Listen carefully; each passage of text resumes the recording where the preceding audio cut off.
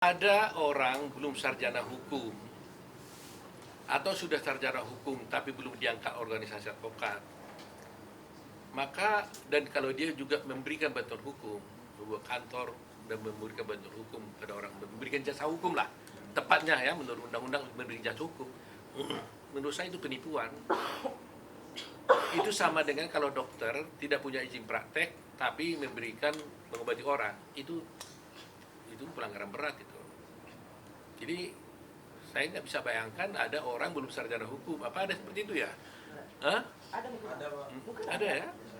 Nah, apalagi sarjana hukum belum disumpah di pengadilan tinggi nggak boleh.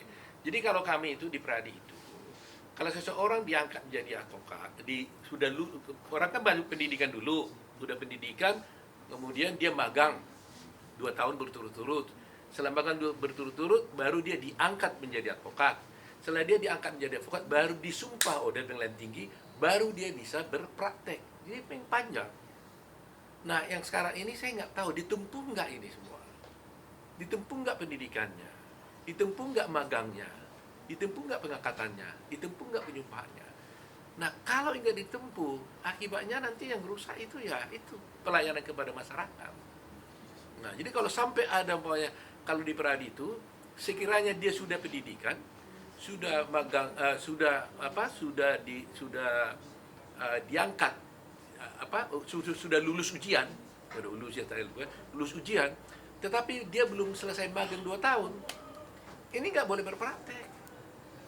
Nah, kami mewajibkan dia untuk magang dan kami memberikan kepada dia advokat pendamping namanya. Jadi selama 2 tahun itu ada advokat yang mendampingi dia untuk selama beracara di pengadilan. Jadi boleh dia sidang ikut di pengadilan, tapi harus ada advokat pendampingnya. Dan advokat pendamping ini minimal sudah menjadi advokat 7 tahun. Nggak boleh orang 2 tahun sudah bisa mendampingi orang, tidak 7 tahun. Nah, semuanya ini memang ketat kita buat ya. Makanya Pradi itu banyak yang menyukai, tapi ada juga yang tidak menyukai. Bagi orang yang tidak mau kualitas, ya tidak suka dia dengan ketentuan gua Pradi karena ketat sekali. Nah, tujuan kita itu hanyalah untuk melindungi pencari keadilan ini. Banyak orang kepada saya, bahkan pejabat-pejabat, Pak Otto, udahlah loloskan aja orang itu, supaya jangan ada musuhmu, kan kamu aman. Banyak ngomong itu sama saya. Kan kasihan mereka supaya bisa kerja. Saya bilang, saya sih pengen, saya nggak pernah membuat orang lain susah jadi advokat. Saya hanya pengen dia memiliki kualitas yang tepat. Sebab kalau dia tidak dididik, dia sendiri juga akan korban. Kalau dia tidak punya kemampuan, pasti nggak laku kan. Kedua, masyarakat juga akan dirugikan. Karena dibela oleh orang yang tidak punya kemampuan. Yang rugi juga pencari keadilan. Jadi memang membuat kebenaran tidak mudah. Jadi kalau kita membuat suatu aturan yang benar, belum tentu semua orang suka.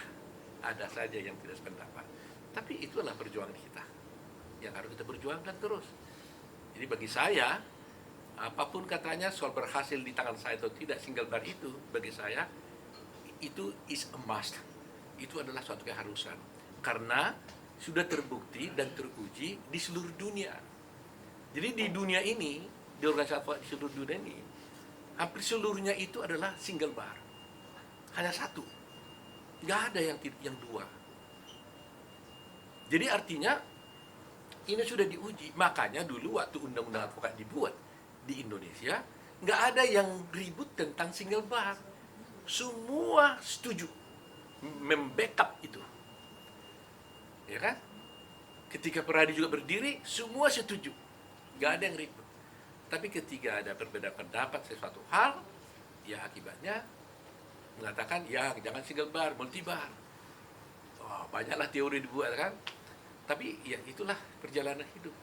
Dan tidak luput juga dari persoalan politik kan. Tapi ada sanksi nggak terkait yang maksudnya yang bisa mengambil rasa itu? Bagaimana? Akan ada sanksi nggak dari advokat tersebut yang belum lulus itu, maksudnya akan ada sanksi nggak bagi dia ketika dia sudah memegang jasa atau mengambil jasa dari kliennya? Ya pasti dong. Kalau dia dilaporkan, tapi nggak bisa dilaporkan ke organisasi mana? Dia kan belum terdaftar di organisasi. Jadi kalau ada orang seperti itu, laporkanlah itu ke polisi karena itu penipuan itu. Mengaku-ngaku sebagai advokat padahal bukan advokat, memberikan jasa hukum, mendapatkan uang. Kan itu nipu namanya. Itu teorinya kan, mengaku-ngaku sebagai seakan-akan advokat, ya kan? Memberikan jasa hukum, dapat imbalan uang padahal dia bukan advokat, dirugikan. Itu penipuan. Oke, penambahan Pak terkait masih soal ini tuh. Terkait Feradi WPI itu masih termasuk dalam Peradi juga nggak sih Pak, bagian dari Peradi? Peradi WPI apa itu Peradi WPI? Nah itu dari pihaknya Firdaus Wibowo setelah setelah dia keluar dari KAI dia masuk ke Feradi WPI itu. Salah satu organisasi advokat. Mungkin itu masih salah satu bagian dari Peradi atau bukan, Pak? Peradi itu ya satu ya Peradi. Nggak ada Peradi A, Peradi B, Peradi C, nggak ada. Peradi ya Peradi. Lambangnya jelas itu yang ada lambang itu kan. Ya, sudah jelas. Nggak ada. Saya nggak tahu yang lain. Pak yang kemarin naik meja itu mau masuk Peradi, gimana? Nah itu gimana tuh, Pak? Kau udah tahu jawabnya, kau tanya. Nah, berarti yang bisa mencabut bahasnya Rasman maupun Firdaus itu hanya pengadilan yang mengangkatnya atau gimana? Atau satu lapor gimana, Bang? Saya tidak bisa jawab itu, tanya pengadilan aja. Bang, terakhir Bang. Tanya pengadilan aja. Ini Bang, kan kemarin ada yang seru nih Bang, Abang ke Cirebon bertemu dengan teman-teman